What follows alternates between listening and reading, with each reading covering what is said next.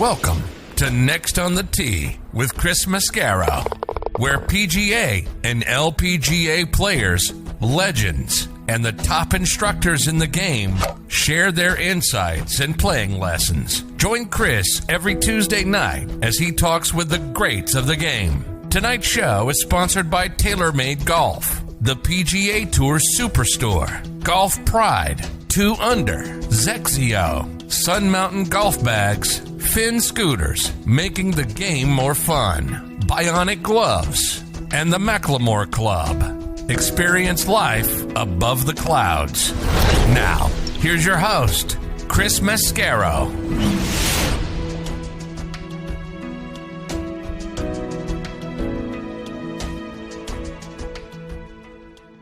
Good evening, folks, and welcome to Next on the Tee. I'm your host, Chris Mascaro. I appreciate the fact that you're coming back again and joining me tonight. And for voting for the show and moving it up on the Podcast Magazine Hot 50 list for the month of May. We're up from 44 to 39. I really appreciate your support as well as tuning in and being a part of the show tonight. And speaking of tonight, we've got a really special show in store for you. Got 3 great guests that I'm looking forward to sharing with you tonight. Leading off is going to be Brent Dornford. This is Brent's second visit with us. He is the marketing director for one of the best courses on the planet, and that's Old Head Golf Links over in Kinsale, Ireland. If Old Head isn't already on your bucket list of courses to play, it will be after you listen to this show and go online and check it out at oldhead.com.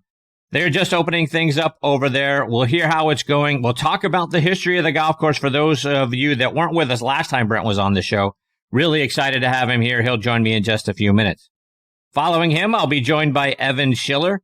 Evan is a PGA professional who played his college golf at the University of Miami. You're probably more familiar with Evan's work as a photographer right about now because he may be the best golf photographer on the planet. Check out his work online at evanschillerphotography.com to see why I say that. We'll talk about his golf career, which, like I say, included time at the University of Miami plus the 1986 U.S. Open. Also, we'll talk about the great courses that he's had the opportunity to visit and photograph. He'll join me about 25 minutes from now. Then we'll round out tonight's show with a return visit from Orthopedic Specialist and the founder of Pine Valley Orthotics, Stu Sackowitz. If you're like me and you suffer from back, hip, knee, or foot pain, and you really feel it during or after your round of golf, Stu has the orthotic that can help alleviate that for you. We'll hear about that when Stu joins me about 50 minutes from now. So there you have it, folks. More great stories, tips, and information are coming your way tonight on this edition of Next on the Tee. And as always, thank you so much for tuning in and taking the journey with me tonight. All right, before we get started, I want to remind you about our friends over at the Macklemore. My buddies and I are headed up there this year for our annual golf trip, and I absolutely cannot wait. The Macklemore is a beautiful community resort and golf course just 35 minutes outside of Chattanooga, Tennessee on Lookout Mountain. Folks, go online to themacklemore.com and check out what a wonderful golf course and other amenities they have up there.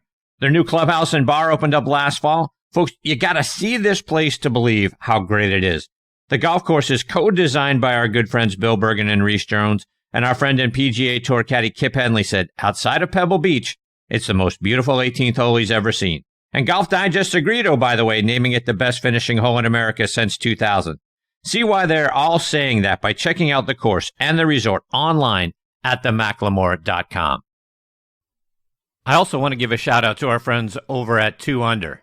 2 Under men's performance briefs are the official underwear of the 2021 U.S. Ryder Cup team, the captain and all vice captains. They are worn by more than 30 players on the PGA and Champions Tour. They are also worn by over 70 NCAA Division I colleges and 17 NFL teams. The Joey Pouch technology provides the ultimate male asset management, delivering maximum comfort, fit, and performance, from the golf course to the boardroom to the bedroom.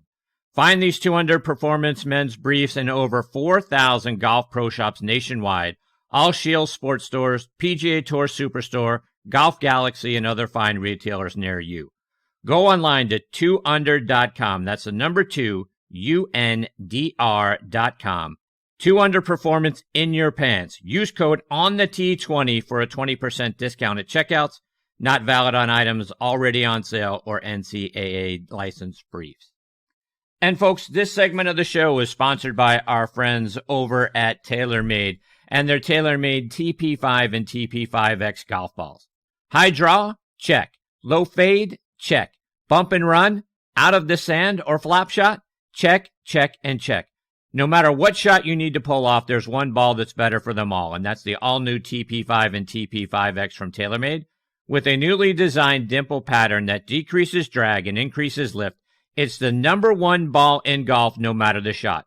So whether you need to hit it over the trees, under, or even through them, hit TP5 and TP5X, the one ball designed to handle it all. Check them out online at TaylorMadeGolf.com for more information. All right, now next on the tee with me is Brent Dornford. Brent is the brand manager at Old Head Golf Links over in Ireland. And folks, if you're not familiar with Old Head, please go online to oldhead.com to check out what an amazing property this is. I'm sure you're going to be blown away like I was when I first read about it a few years ago. It's a peninsula stretching 2 miles out and 300 feet above the Atlantic Ocean with a golf course on it. Their tagline on their website is the most breathtaking yards in golf, and that's no exaggeration. Prior to his current role, Brent was a key account manager for Bushnell Performance Optics, and I'm very honored to have him back with me again tonight here on Next on the Tee. Hey, Brent, thanks for coming back on the show.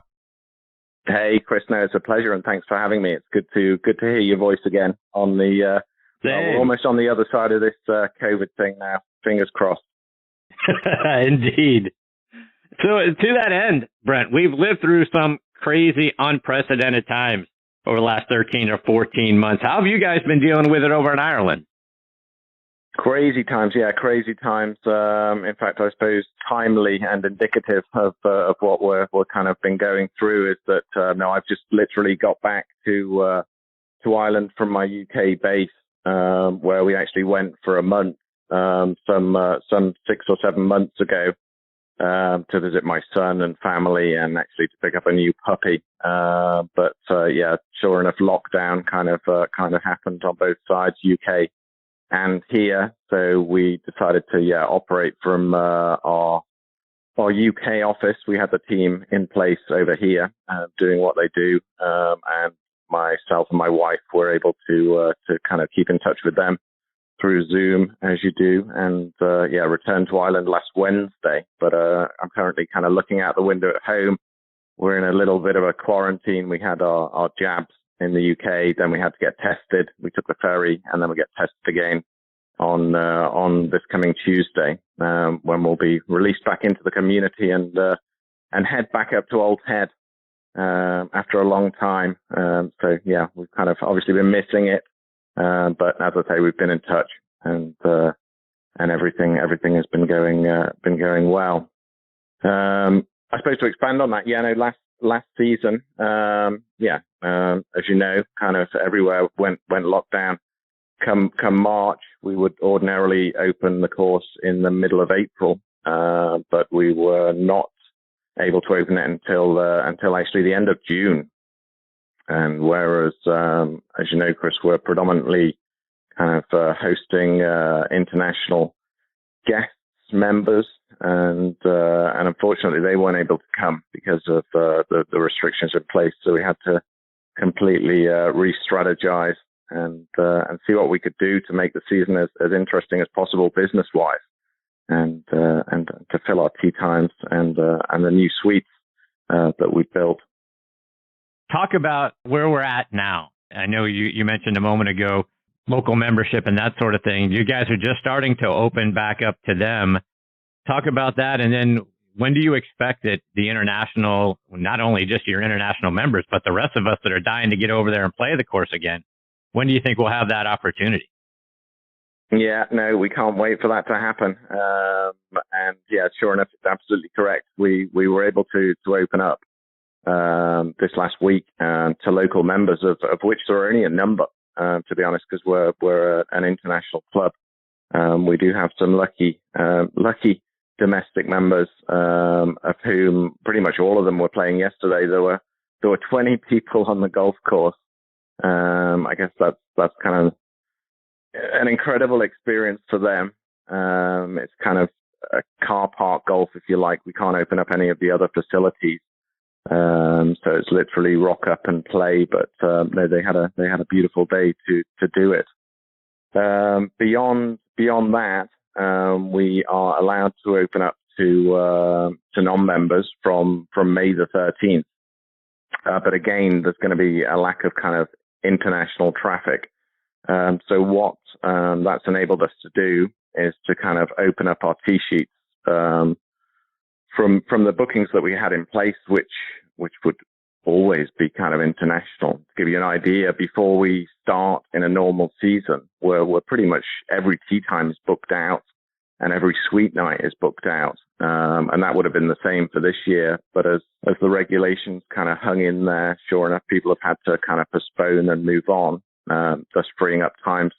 So the same as last year, Chris, we opened up to the domestic market, the Irish domestic golfers from the north downwards, and who were absolutely delighted to have the opportunity to play Old Head. And from when we opened in June last year through to October, which is when we'd normally shut anyway, every spot was taken by an Irish golfer, and every suite night was taken by golfers and non-golfers, actually, people just coming to actually stay in the suites with their views across the Atlantic and to kind of dine in the restaurants and use the spa facilities. So, with that said, we can open up the suites on June the 2nd this year. So I would say we're going to have a little bit of a repeat in terms of like domestic play until we would hope come July, August, we'll start to see the return. I mean, there's still I's to be dotted by the kind of Irish government, but we're hoping to see it'll be an initial slow return to international play from July onwards, but we would certainly hope to see some of our members who we miss very much coming over from, predominantly the US, but also other European countries.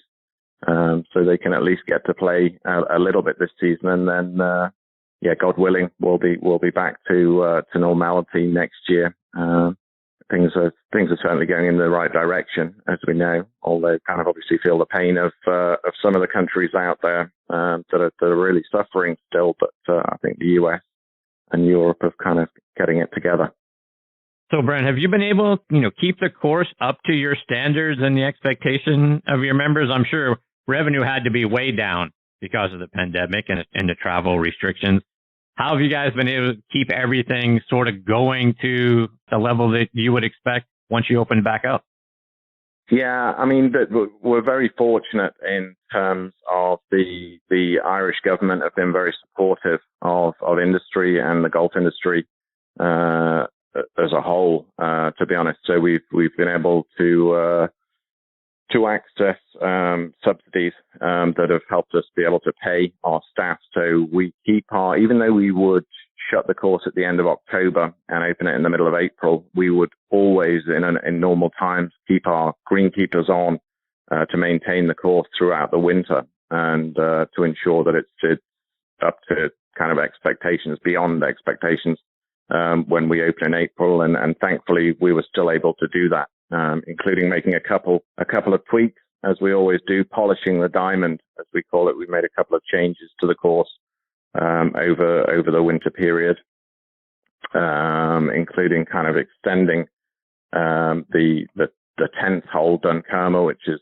kind of a par 5. We extended that by 80 yards and elevated the green site.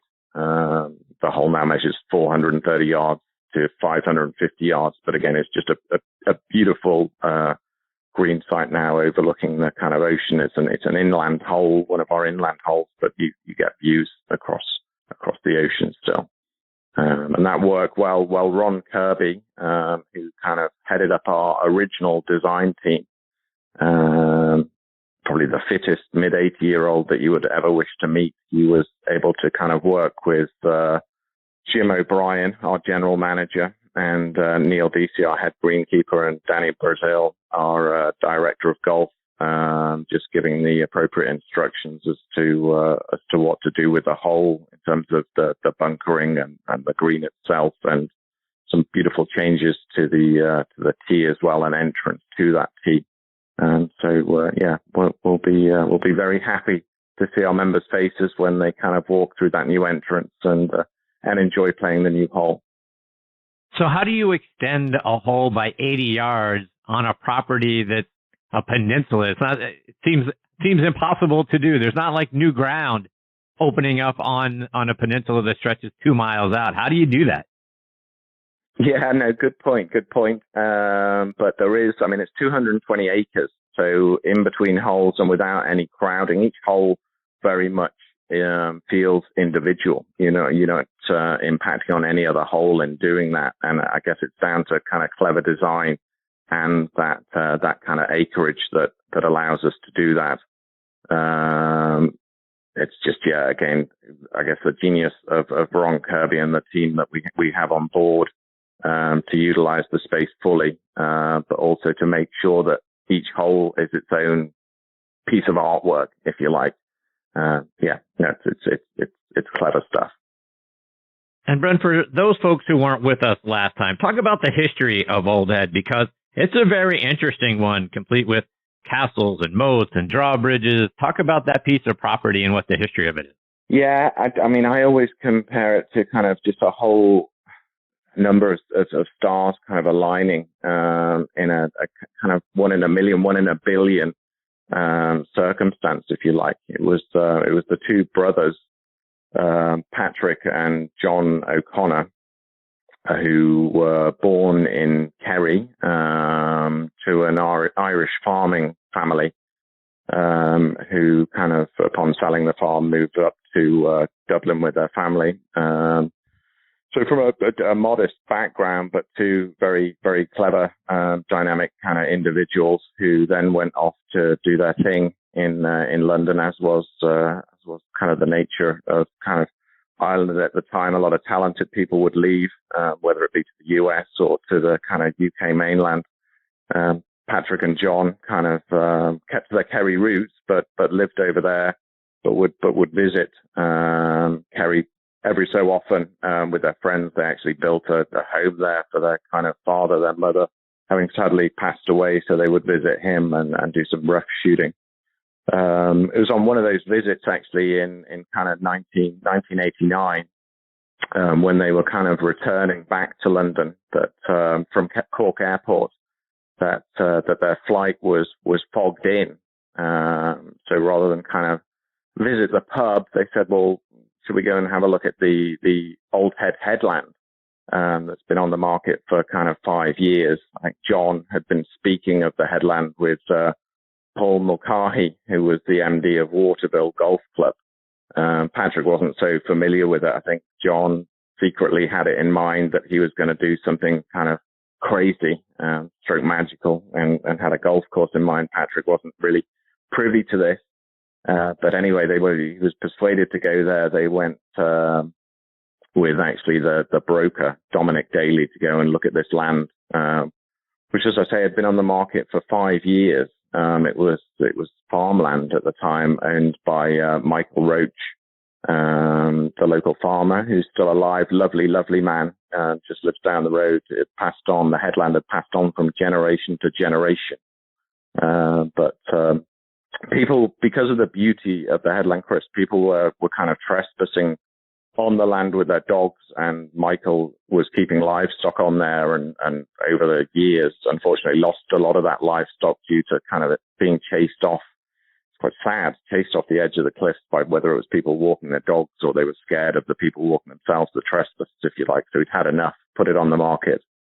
And so there it was to be viewed by the boys with Dominic Daly showing them around. I think as soon as Patrick walked through the kind of ancient gateway, he just said, how much is it? How much is this, Dominic? And it was the older currency at the time, the Irish punt, the kind of sterling or pound equivalent, if you like. And it was just over 200,000 punts. I mean, don't get me wrong, there were a lot more punts sunk into the headland after that. But Patrick just said, look, even if we charge people to come and just do a walk on here, let's get it. So they did it. They kind of pretty much did the deal there and then. And so that was going back to 89. The course actually opened in 1997. So there was a lot of kind of a lot of other stars aligning during that period of time in between that resulted in it becoming what it is now, Old Head Golf Links. And it was John who really had the drive to do that. He was, a really unique individual with astonishing drive, astonishing vision. Sadly, John passed away in 2013. But he was just a unique individual. I did get to meet him over a number of years, thankfully, and just amazing what he did. The kind of the people that they met on the journey to creating Old Head, if you like, and the designers involved, whether it was it was a series of designers. Patrick Merrigan, who was involved with Eddie Hackett at Waterville, was involved. Leon Higgins, the pro at Waterville, was involved. Joe Carr, who was kind of Ireland's most successful amateur golfer and former captain of the R&A, he was involved. He's again another amazing kind of individual. And then finally it was kind of Ron Kirby who brought it all together, who was Jack Nicklaus. Ron still living, thankfully, as I say, the fittest kind of octogenarian that you would ever wish to meet. He was over designing Mount Juliet, and Patrick and John went to meet him, and Ron came to look at the headland, and he said, "Hey, I'd love to do this course design for free." And Patrick and John was like, looked at each other, and he says, "But unfortunately, I can't live on air." So he ended up, but he did do it for an amazing deal. But lovely man, incredible man.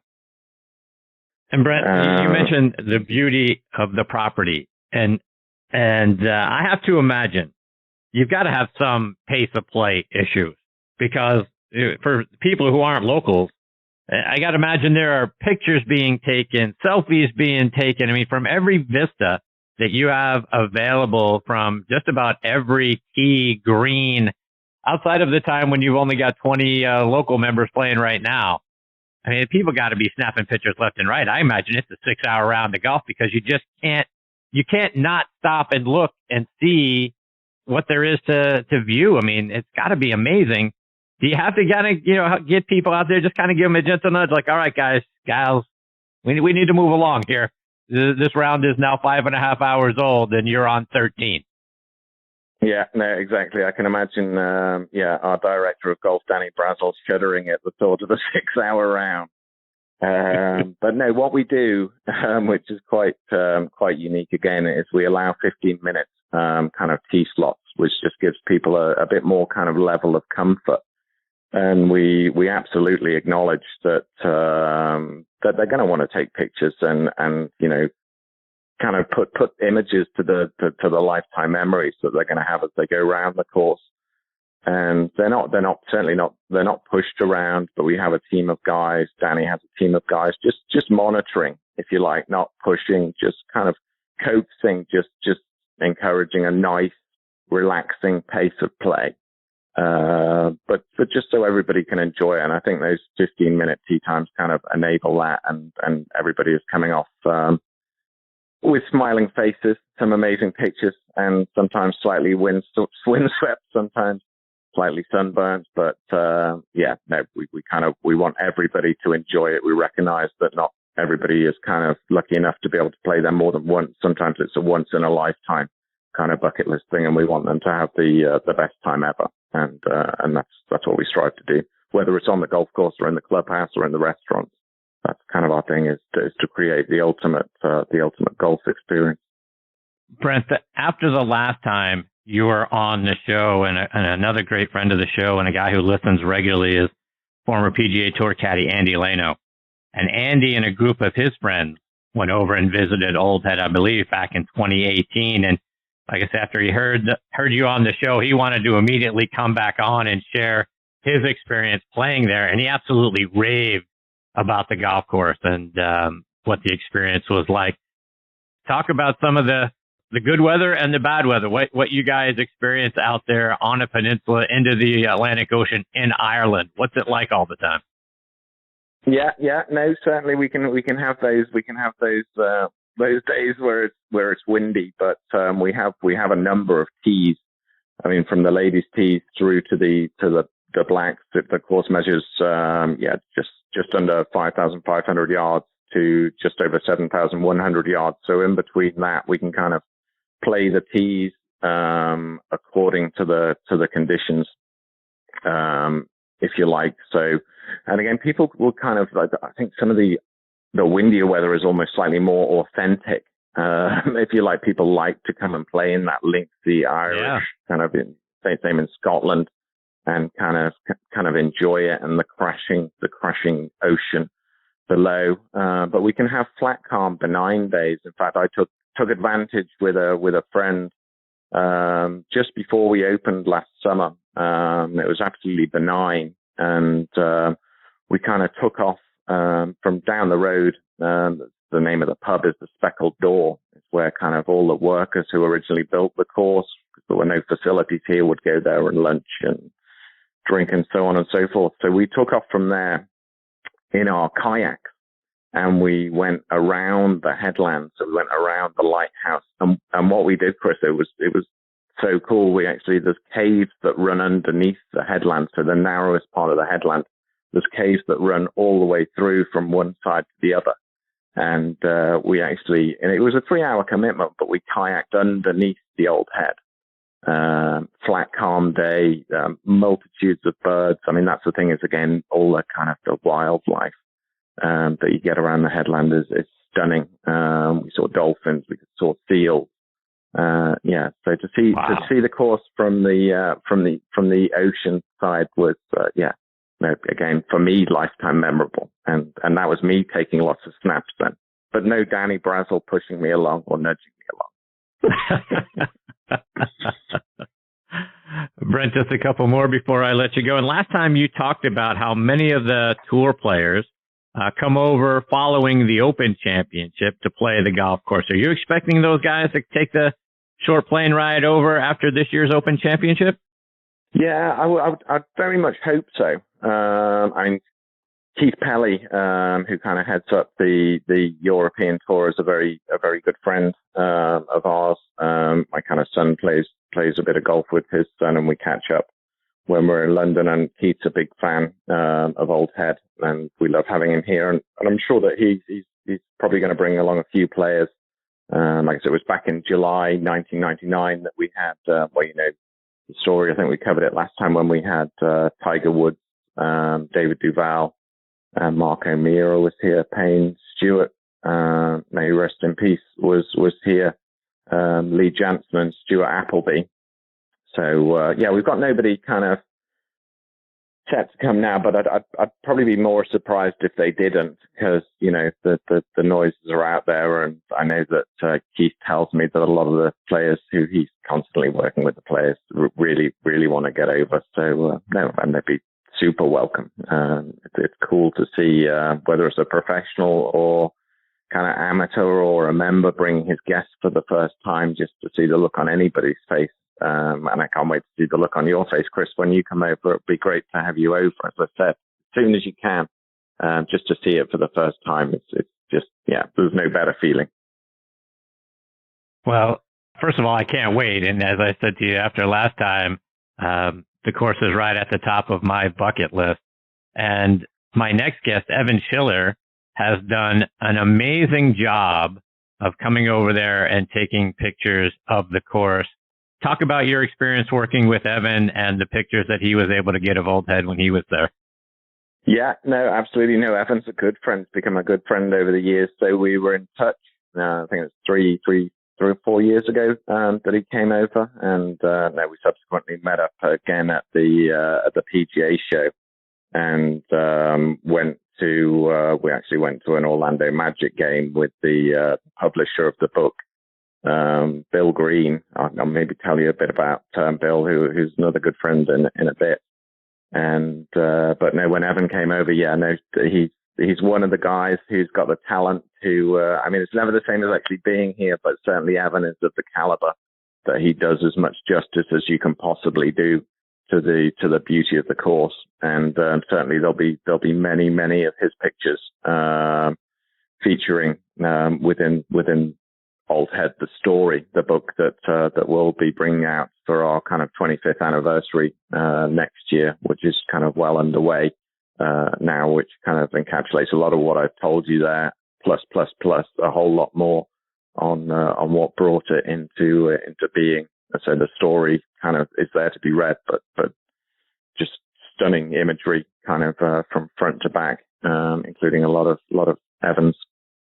No, good guy. No, say hi from me when you speak to him. And I owe him a call, and hopefully it won't be too long until he comes here again. Dave Cannon is another. He's actually one of our members. He's another photographer. I know he's got a book on Sevi Ballesteros coming out shortly. But yeah, as a member, he comes over. There's quite a few of his images that we'll be using in the book also, and also Brian Morgan. He's another member who's a photographer. These photographers come and they join. Tell Evan he should be joining. That's cool, actually, isn't it? It is quite cool. Now you think about it, the photographers come and take pictures and then they join. That's a good sign. I got to imagine that happens quite a bit, not just with the photographers, but you get somebody on that property one time. As you mentioned earlier, it's a trip of a lifetime, and maybe it is a once in a lifetime opportunity to get out there and play. But I have to imagine when you are talking to folks and they get the full experience of being there, that's got to be really good for membership, because I can't imagine that once you're there, you want to say to yourself, yeah, well, this is the only time I'm ever going to get to do this. You got to get a lot of repeat members from the time they step foot on the property. Yeah, no, exactly. And no, I'll go back to that. So Bill Green, he's kind of the CEO of Legendary Publications, who again is a good friend and a good friend of Evan's. So he came over when we decided that that's who we were going to work with to print the book, if you like. He came over, and it was a couple of summers ago. Bill's based in Columbus, Ohio, so he flew over, and it was he, myself, and Patrick O'Connor who played a few holes. Bill just had a long journey. Obviously, it was just a case of getting a bit of fresh air, so we just decided that we played 4 holes. So on the 4th hole, which is called the Razor's Edge, which the green site is down at the bottom, right at the bottom of the lighthouse, if you like. And these gannets were literally crashing into the ocean just at the back of the green, like a real commotion. And then so there was obviously a big shoal of fish there. And so we've stopped and we're watching this happen. And then from below the surface, the dolphins, like a pod of dolphins, was coming up and getting, I guess it was kind of mackerel from below, gannets from above, mackerel from below. So I think, complete, sensory overload for all of us, but particularly Bill. He said, Brent, when you told me this course was amazing, I think that was the biggest understatement that I've ever heard anybody say. It was, it's very, very cool. Well, Brent, before I let you go, let our listeners know how they can stay up to date with what's going on at Old Head, and then really start to get a feel for it, because your website's fantastic. A lot of great videos on there really kind of give you a feel for what the property looks like. Let them know about that and how they can also follow you guys on social media. Yeah, no, absolutely. And thank you for that. So we're at www.oldhead.com, and you can find us on Facebook, on Instagram, and also LinkedIn. So there's kind of constant updates. We're doing a bit of stuff with, like I say, every facet of the business we kind of want to excel in. At the moment, we're doing a few things with kind of Michelin, as in the Michelin Guide. So there's a few updates on what we're doing there in terms of our restaurants and the suites where we're making investments. So that's there to be found. And of course, a few teasers on the golf to encourage everybody over as well. Well, Brent, it's always a pleasure to get to spend some time with you. Thanks for coming back and updating us on everything that's going on at Old Head. Like I say, it's definitely on the top of my bucket list to see and play for sure. Hopefully we get the opportunity to do that real soon. In between now and then, stay safe, my friend. All the best to you and your family. Yeah, you too. Yeah, and likewise to your family. And thanks again, Chris, for the opportunity. It's great to chat. And let's keep in touch and get you over here as soon as we can. I can't wait, my friend. I appreciate that very much. Looking forward to next time. Stay safe. All the best in your family. We'll catch up soon. Yeah, likewise. Take care. Cheers, Chris. That is the great Brent Dornford. And again, the site is oldhead.com, folks. Brent is fantastic, which as you just heard, right? He's a great guy. And the course is absolutely going to be on the top of your bucket list like it's on mine once you go online and check it out for yourself if you're not aware of it already.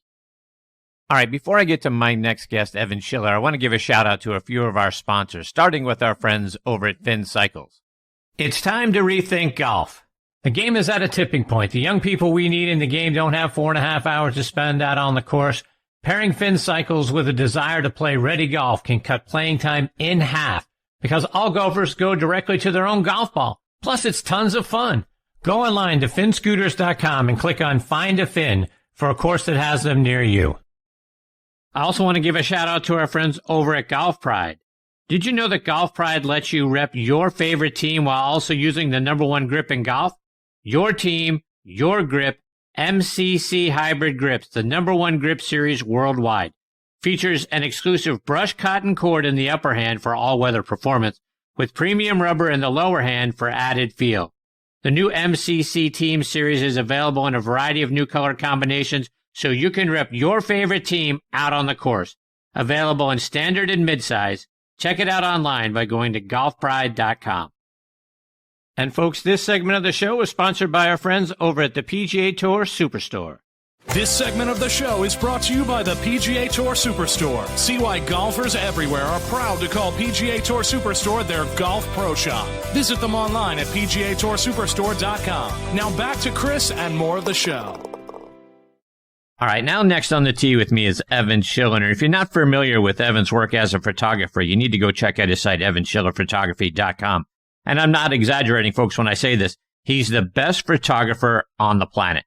He played his college golf at the University of Miami, where in 1981 and 82, he helped them to a third-place finish at the Andy Bean Classic, a fourth-place finish in the Furman Invitational, and a fourth-place finish in the Southeast Invitational. And in the All-or-Nothing tournament at Athens Country Club, they finished 5th and earned a berth in the National Championship tournament at Pinehurst, where they finished 10th. He had another strong season in 1983 and helped them finish 2nd in the FIU Sunshine Invitational. Qualified to play in events on the PGA Tour from 1984 to 1988, including the 1986 U.S. Open at Shinnecock Hills. And I'm honored to have him with me tonight here on Next on the Tee. Hey, Evan, thanks for coming on the show. Hey, thanks for having me. Appreciate it. So, Evan, so much to get into with you tonight after I was doing the research. And with all the friends that I've been blessed to have on the show, there's sort of 6 degrees of Evan Schiller. When I look back, I mean, obviously you're good friends with Tom Patry, and TP comes on the show every other week. He's a wonderful friend and instructor. Had Terry Hashimoto, who played at Miami, on the show just a couple of weeks ago. Cindy Miller on last week, also played at the University of Miami. Missy Bertiotti, another University of Miami player. She's been on the show several times. And now, obviously, just having Brent Dornford from Old Head on in the last segment, and you've taken amazing pictures from there. Like I say, it's sort of that Kevin Bacon thing. It's 6 degrees of Evan Schiller here on the show. Oh my God. Yeah. I'm sure if you did enough research, you could probably find that with a lot of people. Yeah. Wow. That's going back a long way. I don't know where you got all the. I'm amazed you got all the information about the college tournament. I don't even remember that stuff. So let's start there, though. Let's go back to your days at the University of Miami. First of all, how does a kid from New York City end up playing his golf down in Miami? Well, I grew up in Westchester. I lived in the city till I was about 4, and we moved to Westchester. I just knew when I got out of high school, I wanted to go somewhere warm and play golf. So I didn't look at any schools north of North Carolina. That was about as far north as I was going. And actually, I went to Tulane University in New Orleans for a couple of years, and the golf program wasn't what it was deemed to be, so I transferred to Miami. and it wasn't really planned. I was speaking to a friend who was enrolled there, and she said, "Well, what are you going to do?" And I don't know. I'm maybe going to take a year off, take a look at what I want to do. She said, "Well, why don't you come down here and hang out and check out University of Miami?" And I laughed, and I said, "I don't know if my father's going to let me go to Miami." Anyway, so I went down there, looked at the school, I liked it. I talked to the coach. Make a long story short, I literally went to the admissions office and said, "Hey, what do I have to do to get in?" Anyway, sent the transcript, and off I was. I had to sit out a year because at that time when you transferred, you had to sit out a year. So I just hung out and practiced, got to know some of the guys on the team, and that's how it kind of happened. That I ended up at the University of Miami. And Evan, like I mentioned a whole bunch of players there just a moment ago, but you also played alongside, correct me if I'm wrong, Nathaniel Crosby and Woody Austin, right? I did, yes. They were both on my team. Obviously, Woody went on to play on the tour and the Champions Tour, and Nathaniel won the U.S. Amateur. He won the Porter Cup as well, and I actually, I still stay in touch with Nathaniel, a couple other guys on the team. But yeah, we had a good team. Actually, Johnny, I don't know if you know Johnny Doppelt. He lives on Long Island. He was on the team as well. So, yeah, we had a good team there for a while. And after you graduate from Miami, you go on to become a PGA professional, and you played in several events on the PGA Tour. Talk about where your golf journey took you after you left Miami. So let's see. I played a summer of amateur golf, and again, I wasn't quite sure what I wanted to do. I wasn't sure that I was good enough to turn professional and play. And at the coaching of my father, who said, he said to me, "You don't want to look back and say 20 years and regret that you didn't do it. And look back and say, hey, I wish I had at least given that a try." And he says, "What do you have to lose? Give it a try for 2-3 years. You'll know when if it's time to either continue or not." And so at the coaching of my father, I filled out the application to go to tour school. And I my first couple of attempts, I didn't get through. So I went and started playing some mini tours in Florida. I played various other tournament events. They used to have, I don't even know if they still have, I think they do Monday qualifiers for the tour event. It was essentially, you'd have to pay $100. There was anywhere between 100 and 150 guys would show up on Monday. They'd all put in $100 and they'd play, and they would take the full scores and they would get in the tournament. And I just thought, wow, this is great. This is a way to get up. If you don't have your card, it's at least a way to play. So I just took the attitude, hey, I got one day, I might as well just go for broke. And I don't know how many I entered, but I don't know how many I got in, 8 or 9 of them. I don't know. It was just, I did really well with them. So I got into, 8 or 9, 7, 8, 9 tour events, through that Monday qualifying process, as well as, you mentioned the 86 U.S. Open. That was kind of a similar thing, but it was a 2-stage qualifying. I got in and played at Shinnecock. I don't know if I played at Shinnecock more than played me. Let's talk about that, because as I was sort of going through and looking at the history of that 86 U.S. Open, Raymond Floyd won it, Jack Nicklaus obviously coming off the Masters, but you had all the big names there. Trevino, Watson, Johnny Miller, Greg Norman, Seve, Bernard Long. All those guys are in that event. And it was the week right after the Westchester Classic. So what was it like going there, qualifying, and then teaming it up with those guys? Well, actually, I qualified for the Westchester Classic the week before as well. So I played there. And then, so I went out to Long Island. It was a friend of mine who had a house out in Hamptons gave me the house for the week. And wow. I don't know if you know what the Hamptons are like in the summer or June. It's hard to get a place. It's expensive, let alone when the U.S. Open's going on. So, I I remember going out there, getting my courtesy car, which I thought was the coolest thing in the world. USGA, US Open courtesy car. A good friend of mine caddied for me at his house. I'll tell you a funny story. So I went out on a Sunday, or maybe it was a Saturday night, and I played a practice round on Sunday. And I remember going out early in the morning, hit some balls, and it was really foggy. I'm out there on the range hitting balls, and I noticed there's somebody hitting balls behind me. And the sound that was coming from the shots that this man was hitting, I had never heard before. It's almost like I could feel the ground, like a little bit of vibration. At least I thought I could. But I'd never heard a sound like that from anybody hitting a golf ball. And I turned around, and it was Greg Norman, he's like 10 feet behind me, hitting balls. And he's just lacing these things. And if you recall, he led every major going into the last round that year. Right. So needless to say, I was a little nervous. And then out of the fog from the other direction, another guy comes and puts his balls down about 15 feet in front of me the other way. It's Nicholas. Wow. So those two are going out to play a practice round. They knew each other. So here I am sitting between Nicholas, who won the Masters, and Norman, who's led, I think at the time he was either ranked 1 or 2 in the world. I don't know, or he was up there. So I'm sitting between these two hitting golf balls. I wanted to look for the closest rock so I could crawl under it and hide. Talk about feeling small. Anyway, that was my introduction to the U.S. Open.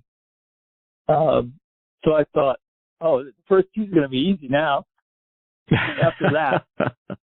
No doubt. Anyway. And and the first round had to be brutal, like you mentioned a moment ago, because all the guys I mentioned shot opening rounds in the mid to upper 70s. You were in the very last group of the day, teeing off, I believe, at 3:42 p.m. What was that first round like?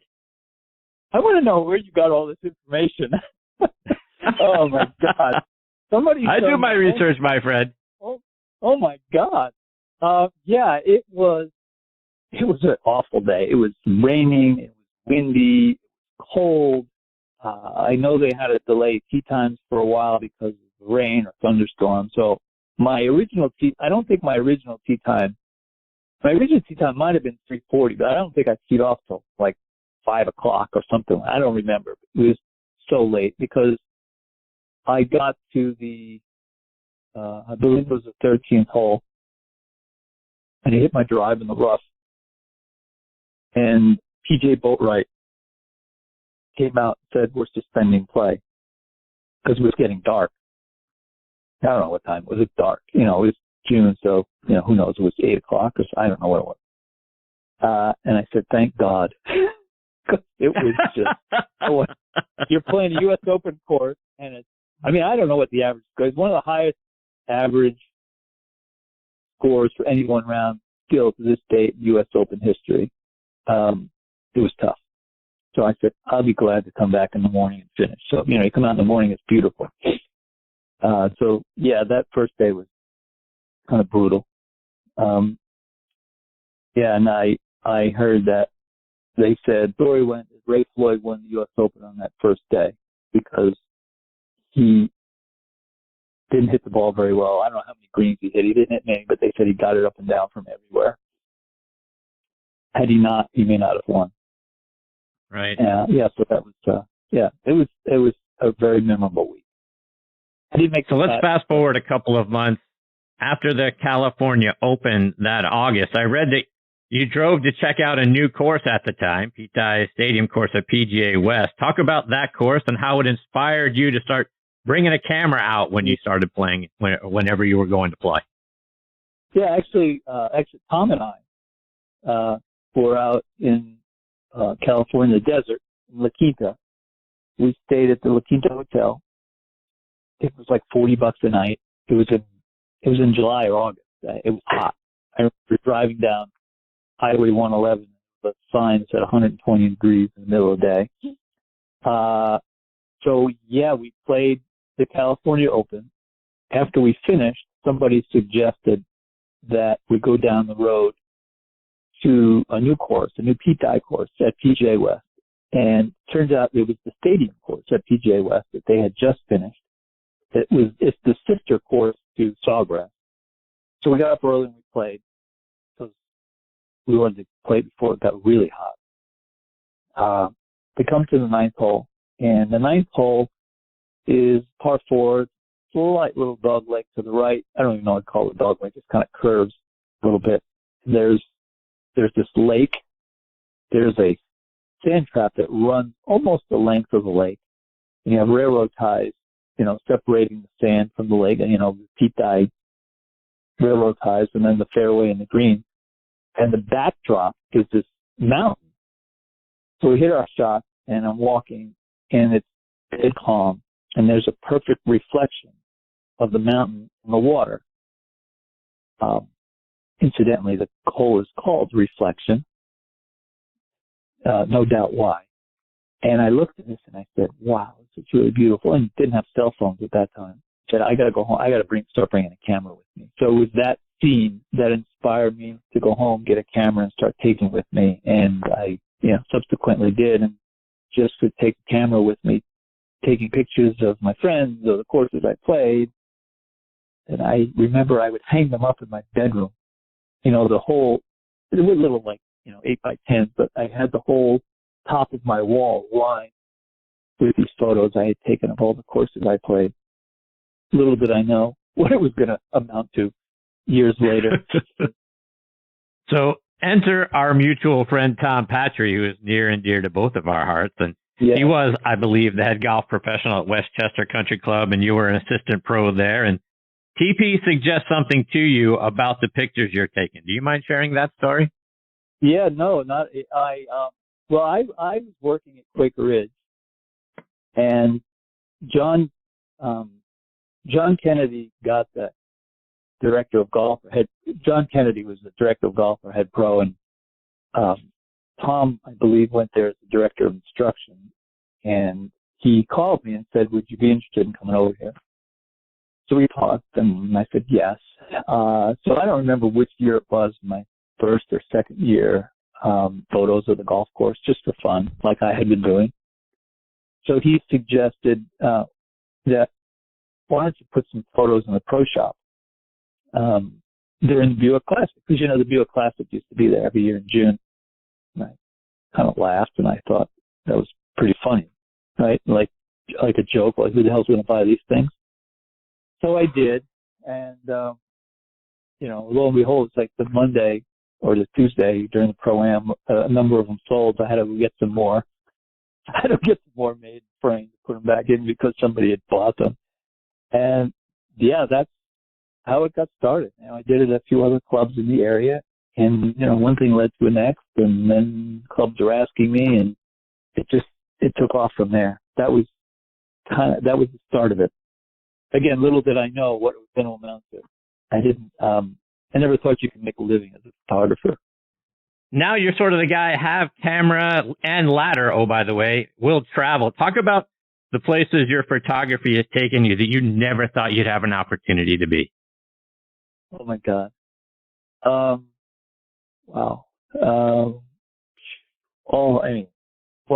I've been to South Africa, but I don't know that it was because of my photography necessarily. It was more because I was playing golf, but I did go back there because of my photography. All over Ireland and Scotland, all over this country, Mexico, Hawaii. I don't know that I ever would have gone to Hawaii, or I probably would have ended up there, but not as many times as I did if it wasn't, I don't know how many times I've been to Hawaii, 10, but mainly from photography. All around Canada, the Caribbean. I don't know that I would have gone to the Caribbean as many times as I've been there. Just, getting to go to some of these incredible resorts, some really magnificent golf courses, private resort, that I wouldn't have gotten to probably had it not been for my photography. So I feel very fortunate.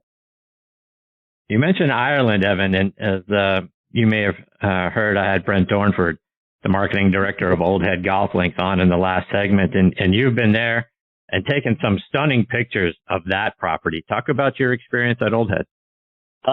Let's see. I've been there, I want to say 3 or 4 times. I don't remember. Recently, I think it was 3 or 4 years ago. It is, wow, how can I say this? It's one of, if not the most stunning setting I've ever been to.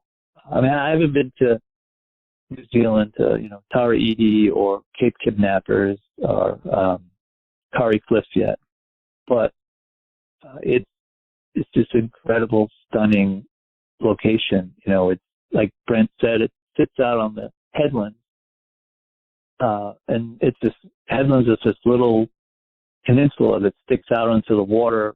I think the lighthouse might be 2 miles out. I mean, so this thing it sticks out into the water a mile and a half or 2.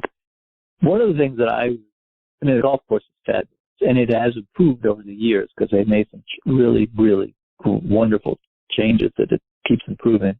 One of the things that I was blown away with, not just the setting and the beauty that the water is all around you, these incredible cliffs was, and then Brent had talked about it, was the wildlife and the fauna, the trees and the bushes and the flowers. I mean, I think they have species there, and they have species of plants and animals that I don't think they have in too many other, that are just, indigenous just to that place.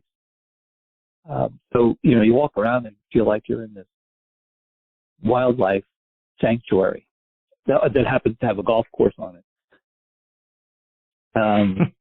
Oh, by the way. Yeah, by the way, it's a golf course on it. And the town of Kinsale is wonderful. It's beautiful. This incredible harbor, great restaurants, great place to stay. It's really idyllic.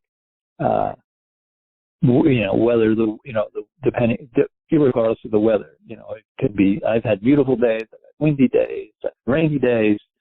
There's no shortage of incredible beauty there. So, I could spend, weeks there photographing that place and never get tired of it. No doubt. Evan, just a couple more before I let you go. And I love the shot that you have available on your website of the 18th hole at St. Andrews, and the story behind how you were able to get it. It's that elevated picture of the 18th hole. Do you mind sharing that story? I'm amazed you found all these things. So we had gone to St. Andrews. I don't remember if it was my first or second trip there, and the weather was, I think for 4 days I just watched it rain, basically. So the one day, finally, the sun comes out one day, and I want to get up. I didn't have a drone then. This was, back before people were really using drones. I didn't have a helicopter. I wanted to get up high, photograph the 18th hole, the first and the 18th hole run right next to each other. And I thought, well, the old course hotel is there. So I thought, well, maybe I could crawl up on the roof, get something from up there. So we go into the hotel, and I said, is there a way to get to the roof? Nobody seems to know. Or you can go up to the restaurant. There's a restaurant up there. So we get in the elevator, I go up to the restaurant. I said, listen, can I go out on your patio there and want to take some? No. I just want to go out there for a few minutes and take some, but no. Okay. And I realized that there's floors above the restaurant, and God, there's got to be a way to get on the roof. So I'm going down all these hallways, stairways, trying to figure out. My wife was getting real nervous that we're going to get in trouble. And I said, I don't care. The worst thing's going to happen is they're going to kick us out. So I finally find the staircase, and I guess I can take it all the way up, and I think this goes to the roof, but I couldn't open the door, so I'm kicking it. So I finally, I get the door open, and I'm on the roof.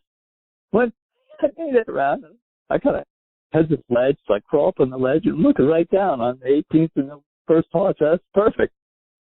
So I went up there and took a photo. Yeah. That's awesome. And Evan, you've taken photos for the Masters Journal now for several years. What was it like being asked to come to Augusta National to take photos for them? It was, well, I'll tell you, I was actually, Golf Digest publishes the Masters Journal for Augusta. And I knew some people at Golf Digest, Mike Johnson, who's still there, who's the equipment editor. He and I had grown up playing junior golf together, and they were looking for somebody to, not their staff guys, they're, are there shooting the action. They wanted somebody to do a special assignment, be there to do a special assignment, called me and said, hey, do you want to do this? I said, yeah, sure. So the guy who publishes the Masters Journal gave me a call, said, hey, we want you to come down for the week to shoot the tournament for us. They had all these different things they wanted me to shoot, special assignments, but other than that, I had free reign to go, shoot whatever I wanted to. So yeah, essentially spend a week at the Masters. There's a lot of walking. Wow. What the great thing is, they give you an assistant who carries all your equipment, because I'll tell you what, wow, walking up and down those hills for a week is a lot. You talk about having shin splints at the end of the week.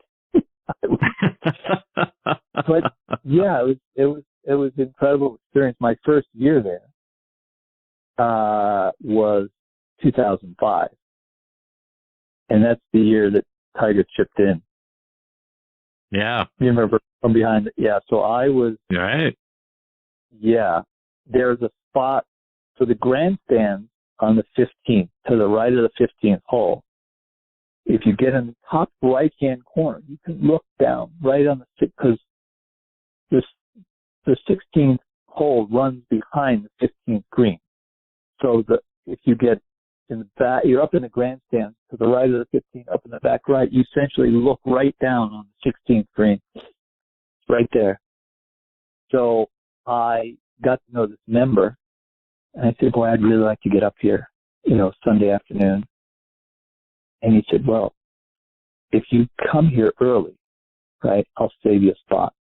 But you got to get here 2 hours early. So I had my assistant go there, essentially, go sit in that spot, because those grandstands are packed and you can't even get in on Sunday. Right. So I had him go up to the top right and sit there and hold the spot. So I came, and he moved out, basically sat on the aisle, and I sat in the upper right-hand corner when Tiger came through. So when he chipped in, I was right there, looking right down on it. It was the grandstand. I'd never heard of roars that loud in my life. The grandstand shook. Wow. Yeah. What a tremendous moment. Yeah, that was pretty. I'd never heard a yell that loud at a golf tournament. Explosion. No doubt. Yeah, so that was pretty cool. Well, Evan, before I let you go, let our listeners know, how can they, first of all, check out your website and everything you've got available on that, and then keep up to date with all the great things you're doing by following you on social media? Yeah, it's evanschillerphotography.com. Pretty easy. If you Google Evan Schiller, it'll come up. And I'm on Instagram. It's basically, if you search Evan Schiller Photography, you can find it on Instagram. I'm on Facebook, LinkedIn, Twitter, all of them. So you can see, I'm probably the most active on Instagram and LinkedIn, but I do post on others as well. So yeah, you can kind of follow along with what I'm doing there. Because I usually, wherever I'm on a shoot, I usually post some images from where I am. So yeah, it's well, great, Evan, I've made a lot of friends through social media, so we keep in touch. Well, Evan, it's been a huge thrill having you as part of the show, and so many other things I'd love to get into with you. I hope you'll come back and join me again sometime. That would be great. Yeah, I'd love to. That would be great. Yeah, I know. You could talk forever, right? Yes. You've got so many great experiences, and so much of your photography is, like I said, I think you're the best photographer on the planet. Your use of light is something that I don't think anybody else does. It's tremendous. I'd sure love to spend some more time with you sometime. That would be great. Thank you so much for having me on. Really appreciate it. Absolutely. Thank you, Evan. Stay safe, my friend. All the best to you and your family. We look forward to catching up with you again soon. All right. You got it. That was the great Evan Schiller. Schiller is the spelling of his last name. EvanSchillerPhotography.com is the name of his site. And you can follow him on Twitter, again, at Evan_Schiller on both Twitter and Instagram. Folks, you take a look at his pictures and you're going to be blown away. Absolutely spectacular stuff. I enjoy it. I'm going to be ordering some pictures, particularly of Old Head. And how great was that story about how he got the picture of the 18th at St. Andrews? Can't not get that photo after hearing that story. I look forward to having Evan back on the show again a little bit later on this year. Before I get to my next guest, Stu Sackowitz, I want to give a shout out to a few more of our sponsors, starting with our friends over at Squares Golf. Are you like me, always considering new golf equipment? Maybe a new driver? I'll tell you what, let me reset your thinking because I discovered Squares golf shoes. The patented square toe provides balance, stability, and a wider base for increased connection to the ground, effectively increasing your swing speed by 2.2 miles per hour, an average of 9 yards of distance. Independent tests prove it. That's right. It's proven in science. Go to squares.com. That's SQAIRZ.com and get Squares 30-day money-back guarantee. Use promo code DISTANCE for $20 off. Remember, distance comes from swing speed, and swing speed comes from your connection to the ground. And folks, I wouldn't tell you about it if I didn't experience it for myself. I've never felt more stable in my golf swing, which allows me to swing faster and launch it further. Squares, the distance golf shoe. I also want to give a shout out to another new sponsor, Bionic Gloves. Do what you do better with Bionic Gloves. Whether you're looking to own the golf greens, improve your workouts, or get your hands dirty in the garden, Bionic Gloves has you covered. Designed with a hand specialist, Bionic Gloves feature patented innovations that help improve your grip. The strategically placed anatomical relief pads also prevent calluses and blisters, while the web and motion zones allow for greater dexterity and flexibility. Head over to BionicGloves.com to find the perfect glove to up your game. And I want to remind you about our friends over at Zexio. In 2001, Zexio Strixon began making clubs for men and women, and they've improved on those clubs every year since. Every part of Zexio clubs are made exclusively for Zexio. Everything is light and balanced. Swing weights are made to give us the highest smash factors. And the best part of getting fit for Zexio clubs is hitting it higher and straighter than ever before, changing your game. Zexio clubs are a Golf Digest Hot List Gold winner for 2021. Congratulations to Zexio Ambassador MB Park for her 5-stroke victory earlier this year at the Kia Classic. It was her 21st victory, and she did so using Zexio 11 woods and 10 irons. See how Zexio can help your game as well. Go online to ZexioUSA.com and pick which set is right for you. Okay, now back with me here on Next on the Tee is Stu Sackowitz. Stu is the founder and inventor of Pine Valley Orthotics. He is also an orthopedic specialist and has been in the shoe business for well over 40 years. And if you're like me and you deal with feet, ankle, knee, or back pain, particularly during or following your round of golf, then you're going to want to pay close attention to what Stu has developed and what he has to say. You can check out his insoles and orthotics at PineValleyOrthotics.com, and I'm happy to have him back with me tonight here on Next on the Tee. Hey, Stu, thanks for coming back on the show. Nice to be here. Thank you for having me. You just said something that I don't make insoles. I make orthotics. There's a very big difference between an insole and an orthotic. An insole is something that you get in every shoe, and it's a lining, it's a cushioning.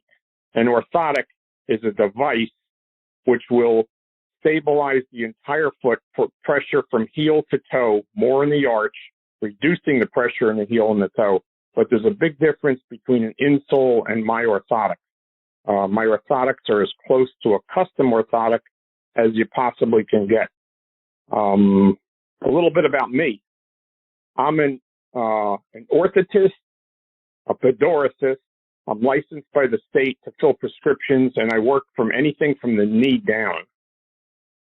So my story is I tore my own Achilles, and if anybody's ever done that, you almost always need surgery. So I invented this device that returns the blood flow to the heel. The way that my device works, it elongates from heel toe. And it matches the biomechanics of the way feet walk. I use these materials that nobody else does in an over-the-counter orthotic. And that's really been my secret. So I cured myself, and I took this device to Michael Breed, who at that time was on the Golf Channel, Now he's on the radio. And I showed it to him. And the minute he put them on, he fell in love with it. And that's the kind of result that I get from anybody new that tries my orthotics on. They feel so different, so supportive without them being hard or intrusive. So that's the beginning of my story. So let's take that a step further, Stu, because you've also done some work in the past with Hank Haney, and you were able to really help him after he had an injury as well, right? Well, Hank has become a player of racquetball. And what happened was he tore his own Achilles tendon and was suffering from that and plantar fasciitis.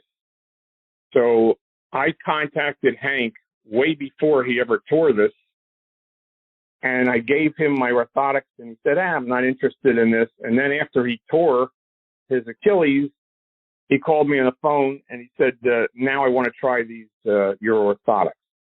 Within a week, I had all his pain gone, and within 2 weeks, he was playing pickleball, which now he likes better than anything else. He's more of a pickleball player than he is almost a golfer. He's obsessed with pickleball.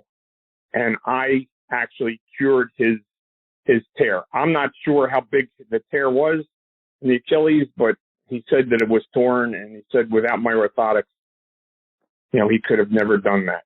So what happened was I went on the radio with him, and between him and Michael Breed, my business just has exploded, absolutely exploded. I make these all by hand. This is not some prefab device. This is completely handmade out of 4 different layers of material, which cost me about $50.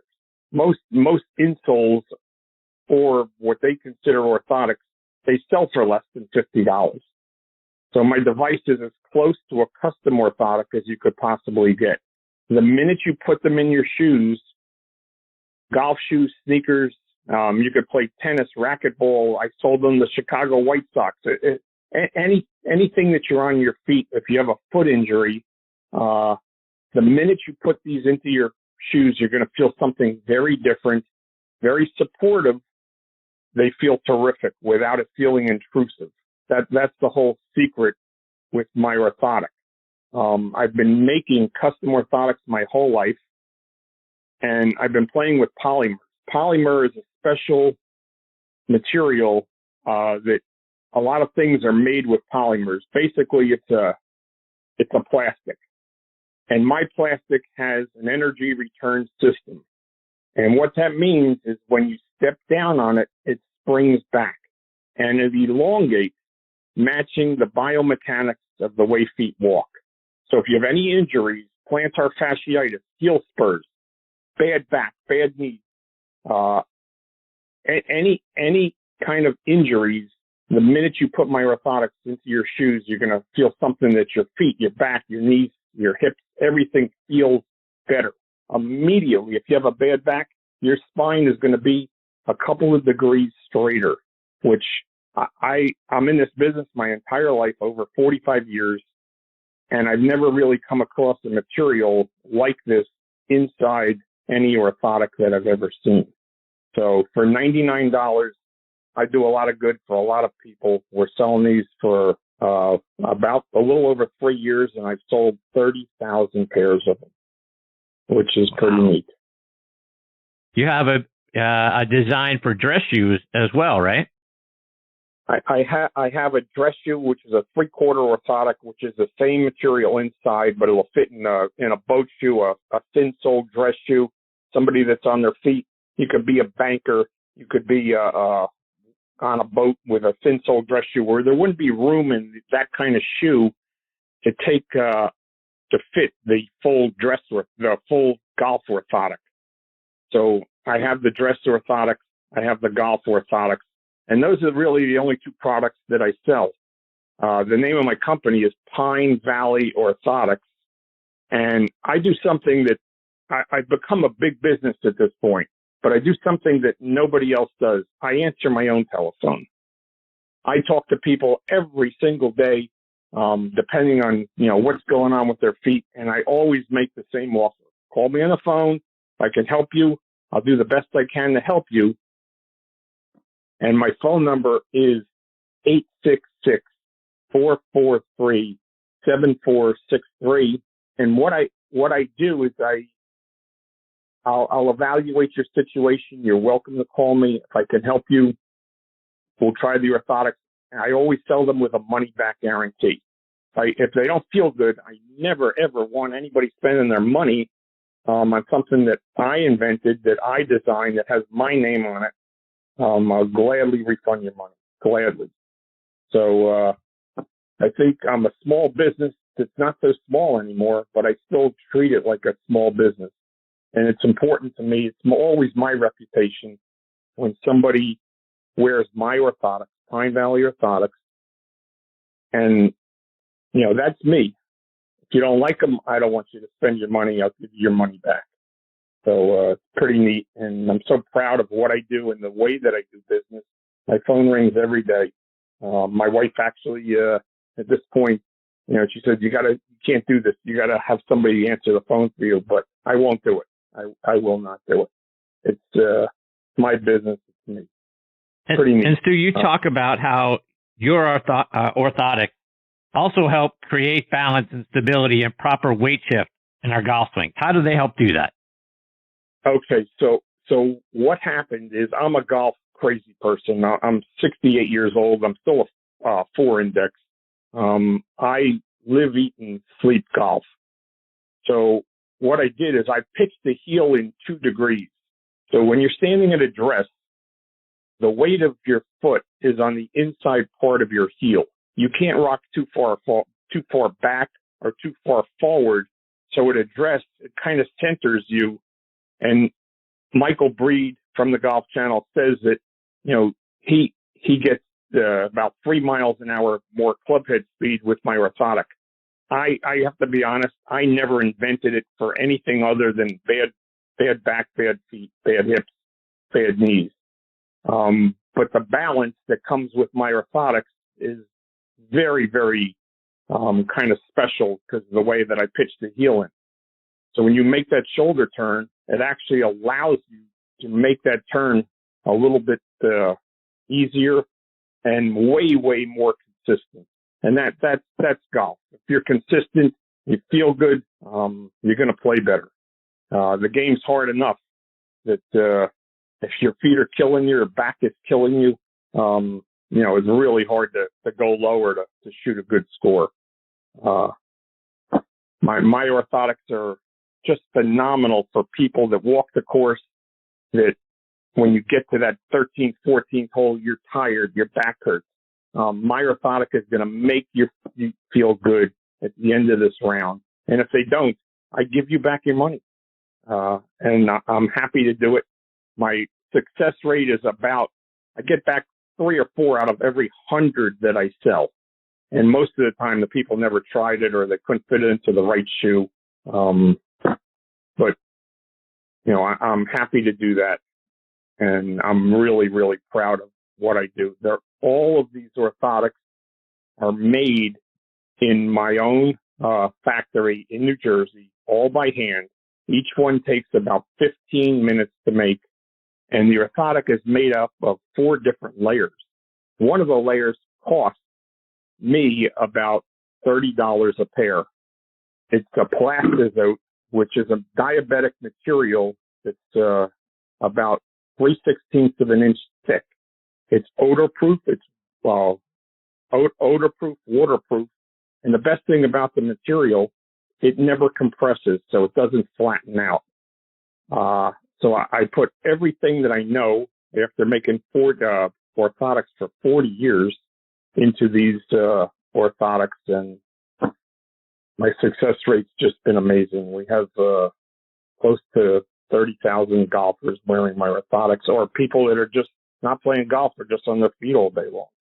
So I feel so fortunate to be able to do this. I love talking to people. Once again, you can call me on the phone. and I'll talk to you about your feet. And I'll be honest with you too. If you tell me, if I don't think I can help you, then I'm going to say, hey, I really do not help you. And my phone number is 866-443-7463. This business is me, and I'm proud. I don't have a big ego. I have about 20 tour pros that are wearing my orthotics, and I might have 2,000 PGA pros wearing my orthotics. We sell them in some stores. I don't love to do that. I like, selling them online better. The name of my company is PineValleyOrthotics.com. Stu, just a couple more before I let you go. But you have an original version, and now you're out with the 2.0 version. What changed from the original to the new version? Okay, so I have made this is probably my last and final version. I've changed my orthotic 12 different times. I constantly play with materials and combinations of different materials. The polymer inside, which is the plastic, my energy return system is patented. When you step down, it springs back. So when you walk down that fairway, and at the end of the round, your feet, your back, your knees, your hips are all going to feel better. If you can picture this, your feet elongate with every step that you take. My orthotic elongates with every step you take, but we have to provide full contact with your heel, your arch, and the ball of your foot. So most orthotics are very hard, very stiff, very rigid, and they're intrusive to your back, knees, and hips. Hey, they may hold up your arch, but they're not going to feel that good. They're going to feel hard. The minute you put my orthotics, Pine Valley Orthotics, under your feet, you feel something that your feet like. I never get a pair back saying, hey, they're too hard, they're this, they're that. People wear them, and my phone rings, Stu, you did a miracle. My back felt so much better. My hips felt so much better. And that's such a rewarding feeling for me, because this is me. I started from the beginning with this. I have people that will drive 2 hours for me to make them custom orthotics, because again, I take care of my patients and my customers, nobody else, because it's important to me. It's me. It's a reflection of me, my business, and the way that I do business. So there's not many businesses anymore that people actually care, and I do. I really do. So it's kind of a nice feeling to have that. We sell them for $99. Absolutely. We sell them for $99, always with a money-back guarantee. And I'm happy to give you back your money if you don't like them. I have no problem with that, and I always make that offer because I don't get any back. The shoes nowadays, they're made poorly. They really are. You could spend $200, and the shoes are there's no support. A lot of these shoes are light, they're soft. That's okay for the first hour or two, but not to walk 18 holes or if you have foot problems. If you have plantar fasciitis, which is one of the most debilitating things that you can have, my orthotics are like a miracle cure for plantar fasciitis. You're going to get out of bed two mornings and you can barely walk. You wear my orthotics for a couple of days, and next thing you know, you got out of bed, no pain. Not many, without having all those injections and steroids and going to the doctor and spending $450 for custom orthotics that are hard and intrusive. My Pine Valley orthotics are they're a gift. They're really a gift to bad feet, bad back, bad knees. Stu, you've shared the phone number a couple of times, but let our listeners know again, how can they go online, get themselves a pair of your orthotics, and then order it, and then also, stay up to date with all the great things that you continue to do? So my website is PineValleyOrthotics.com, and my phone number is 866-443-7463. I get about 50 phone calls a day. If I'm on the phone or I need to call you back, just leave me a message. I promise I'll get back to you. And once again, if I can help you, I'm going to. And I'm also going to be honest with you. If there's something that I can't help you with, I'm just going to tell you, hey, I cannot help you. So give me a call, try my orthotics. You don't have much to lose except for your pain. $99 will be the best $99 you ever spent. My orthotics will last you a couple of years. You can move them from shoe to shoe, or you could buy more if you love them. And that's my whole deal. PineValleyOrthotics.com, 866-443-7463. Handmade in New Jersey. Stu, I can't thank you enough for coming back and sharing more of your story and your insights with us. You're fantastic, my friend. I hope you'll keep us up to date and come back and join us again soon. And I can't thank you enough for having me. I really appreciate it. And, once again, I'm just a normal guy. I don't have a big ego. I just try to help people, and I get a lot of satisfaction out of it. And that's the way that I do business, which nowadays is unusual. But thanks again for having me. Continue success with your podcast. I appreciate it very much, Stu. Stay safe, my friend. All the best to you and your family. We'll catch up soon. Thanks so much. Bye-bye. Thank you, Stu. All right, folks, it is time for me to put a bow on this episode of Next on the Tee. My sincere thanks go out to Brent Dornford, Evan Schiller, and Stu Sackowitz for joining me tonight. Please check out our website, folks, at nextonthetee.net to keep up to date with what our guest schedule looks like. And scheduled to join me next week are our resident director of instruction, Tom Patry, for a milestone episode of the show. It'll be Tom's 50th appearance with me here. We also have 1992 PGA Tour Rookie of the Year and now one of the top on-course broadcasters, Mark Carnival, will be back with us. And then we're going to round out the show with another one of the top instructors in the game, Long Beach Golf Hall of Famer Joe Groman will be back. So a great show on tap for you next week. I hope you come back and be a part of it with us. Folks, you can stream this show as a podcast on just about every major podcasting site like podcast.co, Apple Podcasts, Google Podcasts, Podbean, Spotify, iHeartRadio, Stitcher, Audioboom, Player.fm, Odyssey. Go on there and subscribe to the show. If you enjoy it, please do me a favor and go online to podcastmagazine.com and vote for us in their Hot 50 list. If you go onto their website and click on Hot 50, that you'll see right at the top, you'll get a drop-down list, and then just click on Hot 50 voting, and then type in the name of the show, Next on the Tee, and then my name, Chris Mascaro, as host. I can't thank you enough for helping us last month go up from 44 to 39. I really appreciate your support. Hopefully we can get the show into the top 25. Folks, thanks again for choosing to listen to this show tonight. I really appreciate the fact that you continue to make Next on the Tee a part of your golfing content. Until next week, hit 'em straight, my friends.